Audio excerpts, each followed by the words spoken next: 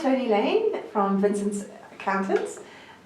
Thanks for spending some time with us again today and continuing the conversation about professional services firms and how they need to change to keep up with the future of work. You're welcome, Candice. So clients are increasingly using technology to access services and information. How do you think professional service firms need to change to better serve a more informed and potentially more empowered client?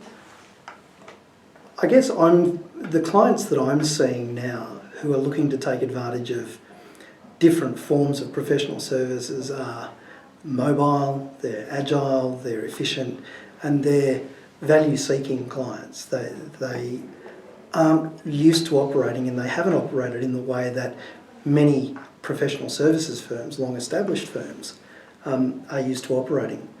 So what you are seeing in the market, at least in my experience, is a little bit of a disconnect between firms that have operated in a particular way for quite a long time and clients that are now seeking more variety in the services that they receive, but also having those services provided in a different way.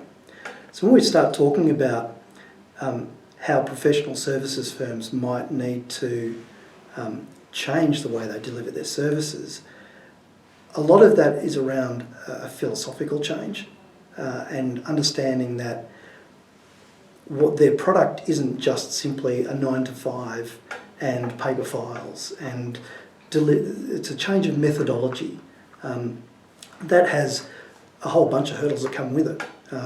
People who have been in practice for quite a long time might find the imposition of technology and the move away from having physical, tangible documents to using cloud-based technologies and having electronic documents is quite challenging.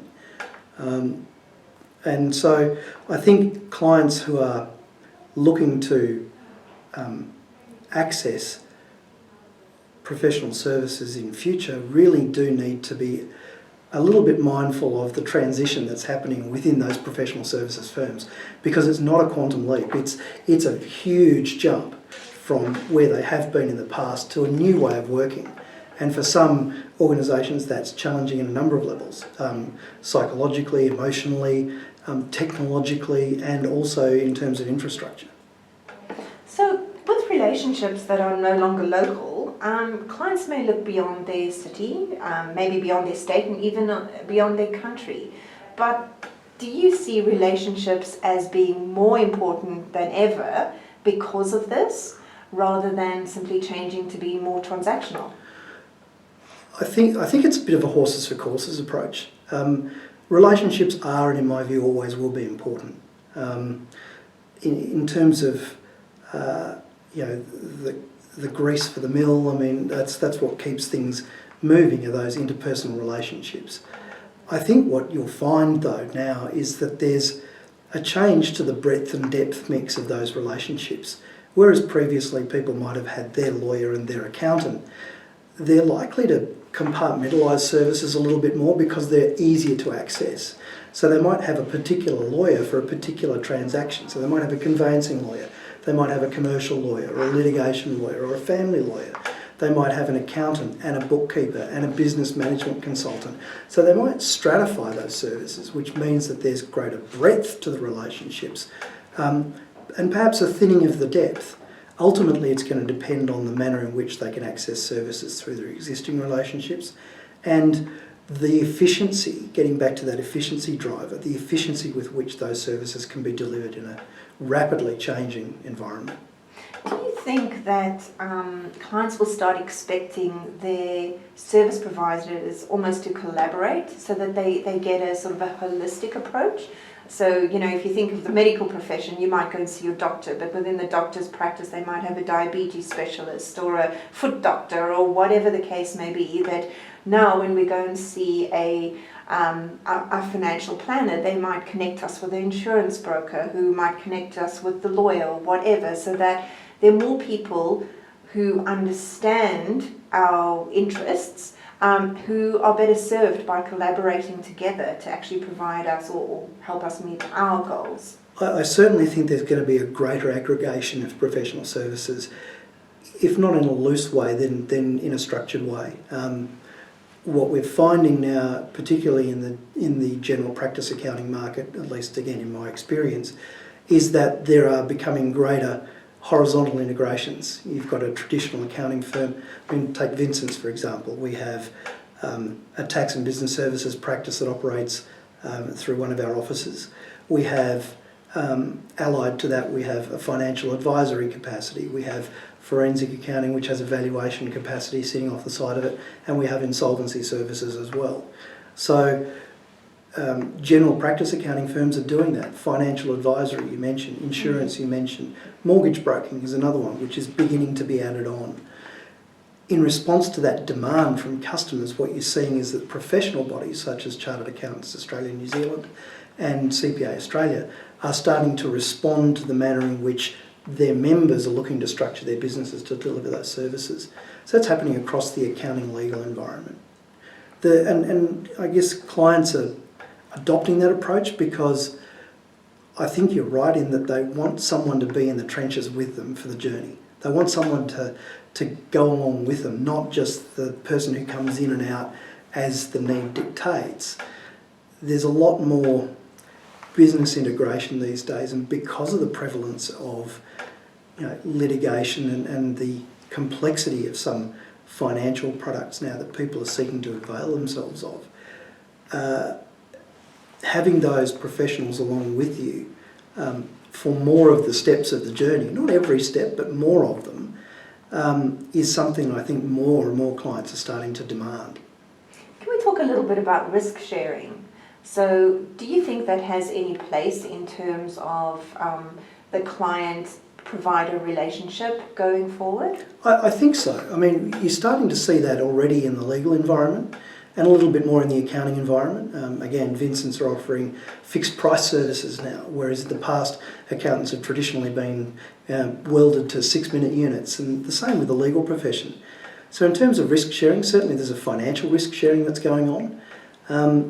And those professional services firms that are a little bit more in tune with their clients' needs are probably looking towards delayed billing and looking at milestone billings. So if they're looking at business advisory services, then perhaps they're looking at targeted profit levels in terms of triggers for the payment of services. So that encourages the advisors to provide even better quality advice, timely advice, practical advice to help those businesses achieve those targets quicker, thereby they get paid.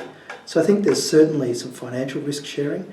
The broader risk sharing environment, I think clients are looking at whatever ways they can now to diversify their risk. So insurance and reinsurance is becoming more important as well.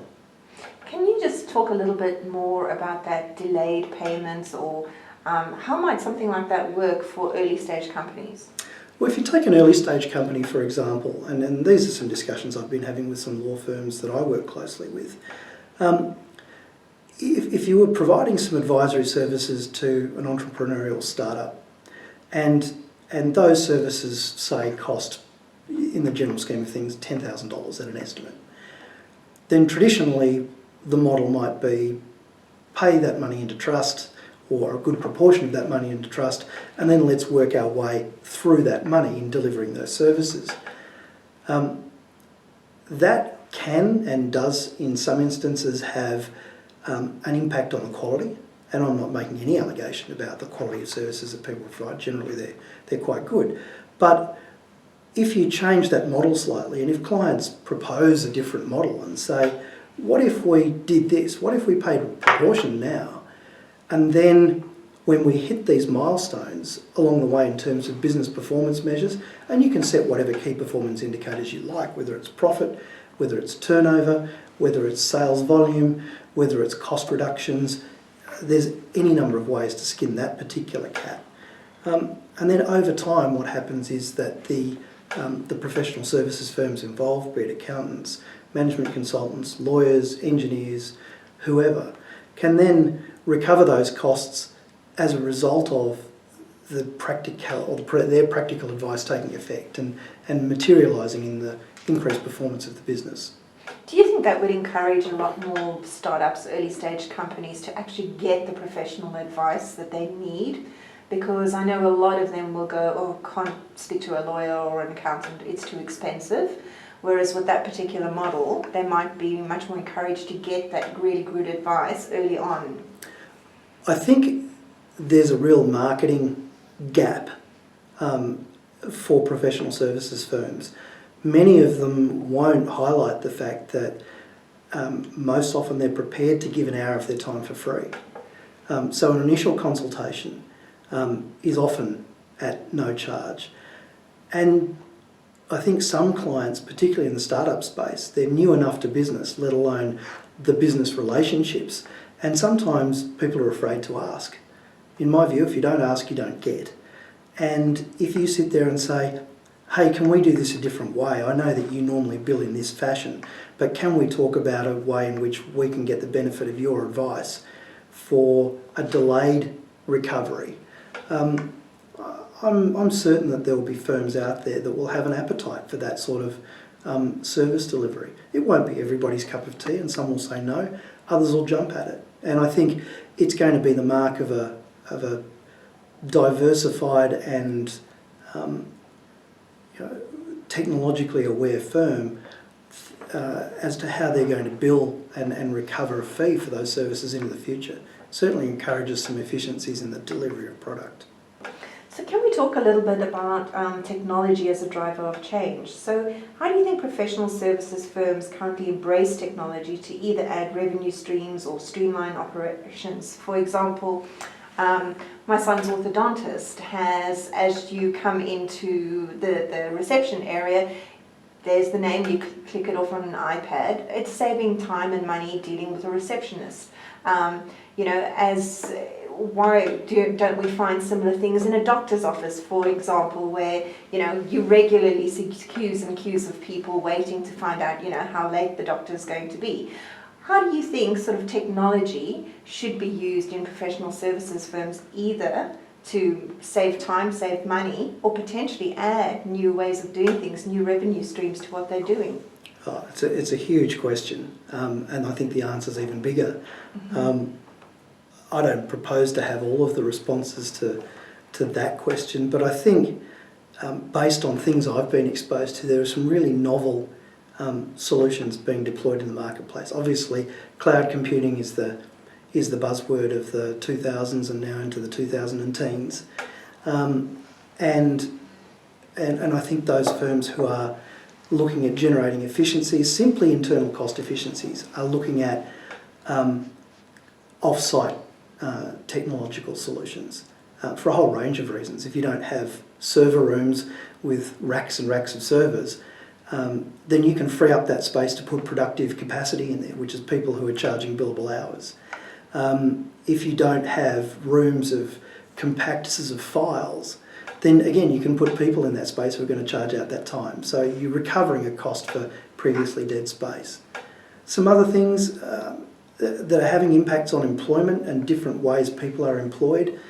I think about the old serviced office or the virtual receptionist. Well, that's been taken a step further now to a couple of offices I've seen where you walk into the reception area and it might be a shared services office, and again you press the button or the name on the iPad and a screen comes to life in front of you with a virtual receptionist. It says, hello, how can I help you? And then there's a hand holding of that client through to wherever they need to go, whether it's an actual appointment, a virtual appointment. And so what's happening is many smaller professional services firms are being able to extend their reach without the huge overhead outlay that they once had, without having to buy premises, without having to employ staff. They're being able to use technology to increase their reach, which I think is really important, whilst still maintaining as close a personal relationship as they can. Obviously you can't hold a screen's hand, but certainly you can have a face there rather than just a voice or a message. So I think that's one of the ways. There's other ways through the use of technology now that people are either offshoring or inshoring services. We're looking at utilising within our firm offshore services to do low-end processing work. which enables us to drive better value. And that's not a profit-making exercise for us.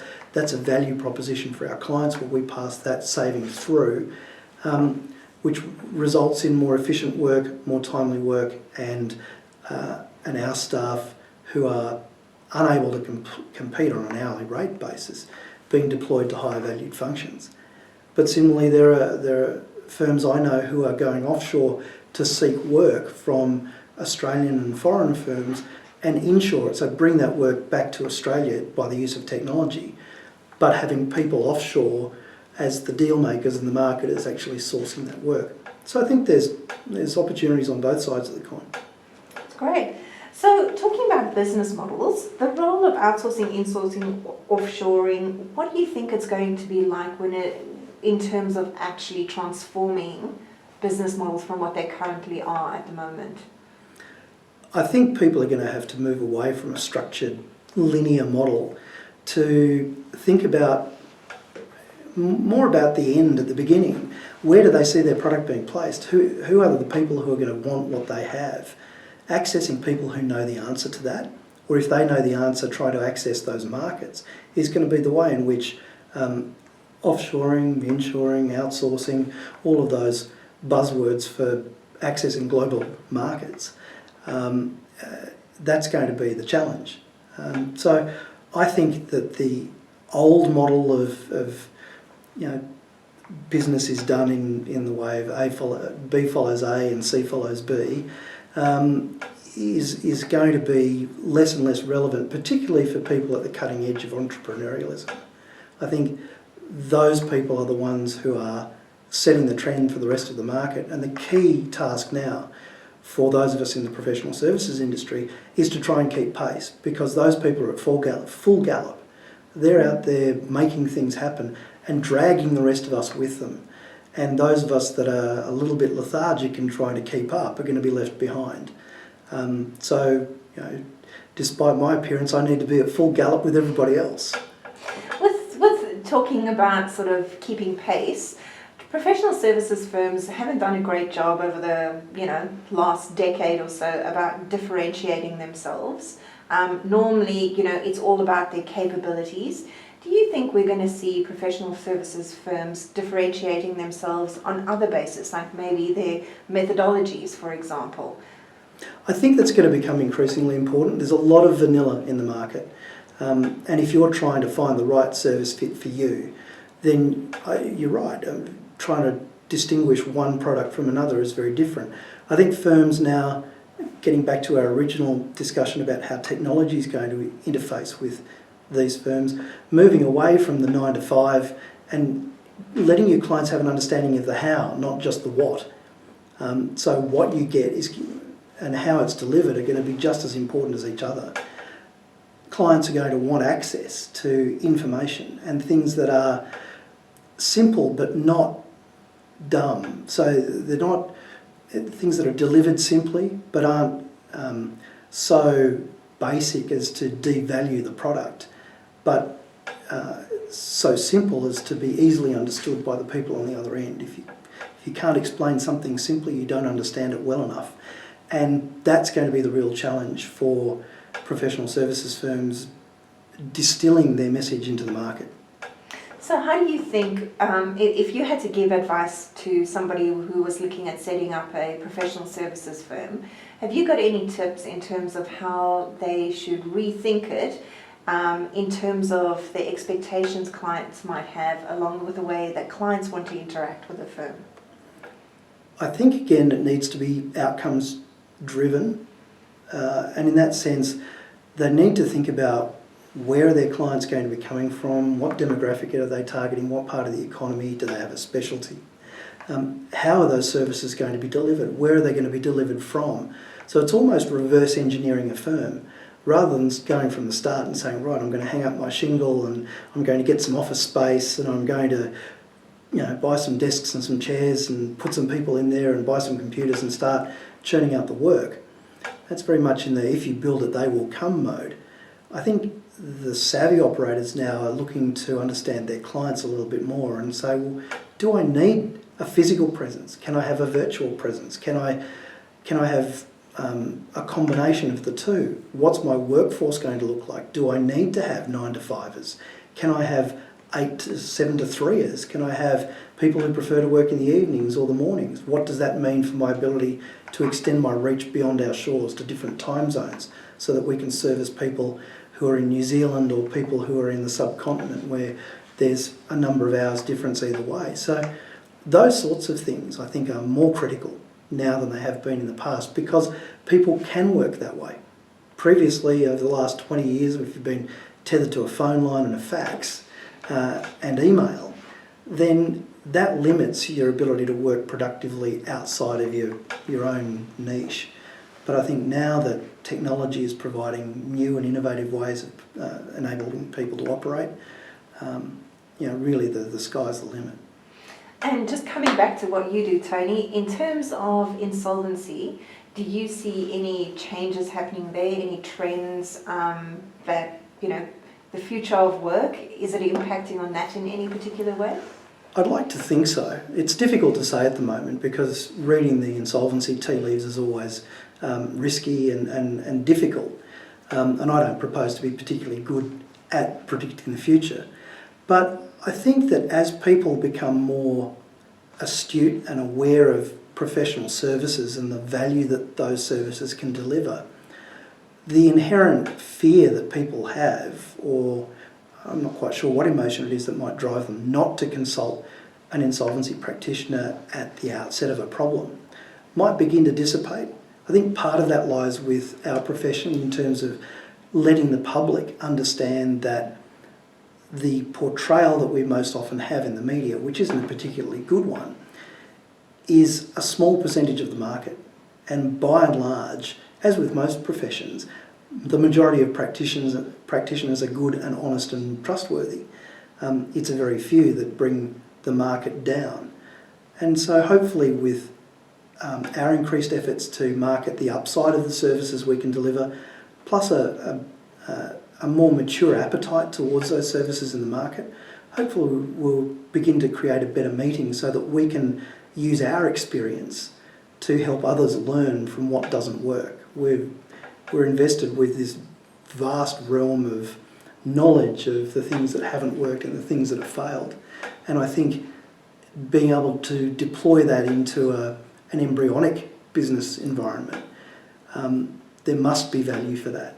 And whether we seek to extract that or whether we just look at that as the means by which we give back from what we have, quote unquote, taken on the other hand, time will tell. But I think there's certainly an opportunity for us to do a better job in the marketplace. And that's not just me, that's all of our industry. So I think we can all sort of pull our socks up a little bit. Do you think insolvency practitioner, or the insolvency side of things, is almost two sides of a coin? The people that are around when businesses are failing are equally the people that you can learn the most from when you want to avoid those type of problems? Look, without a doubt. I don't think there are, aside from commercial lawyers, I don't think there are too many practitioners out there that see the downside of business every single day. And from that, we gather, as I said, a vast wealth of information that we should be able to use in a productive way. And maybe that's one of the reasons that drove our professional body to change its name from the Insolvency Practitioners Association to the Australian Restructuring, Insolvency and Turnaround Association. So incorporating into the name restructuring and turnaround, hopefully with the emphasis to the market being that we're not a one-trick pony. We're not simply there to clean up other people's messes. We're not the financial street sweepers of the world. We are there to use the knowledge that we have to help businesses turn themselves around when there is the hint of a problem or when there is an identified issue before it becomes something that requires palliative care. The message will come and will become more mature, and the market will gradually gravitate towards those services. Firms that are out there promoting that side of what they do, the restructuring and turnaround work, as we do, are starting to reap the benefits of that already. Tony, thank you so much for your time here today, and we look forward to seeing you at the Festival of Ambitious Ideas. You're welcome, Candice.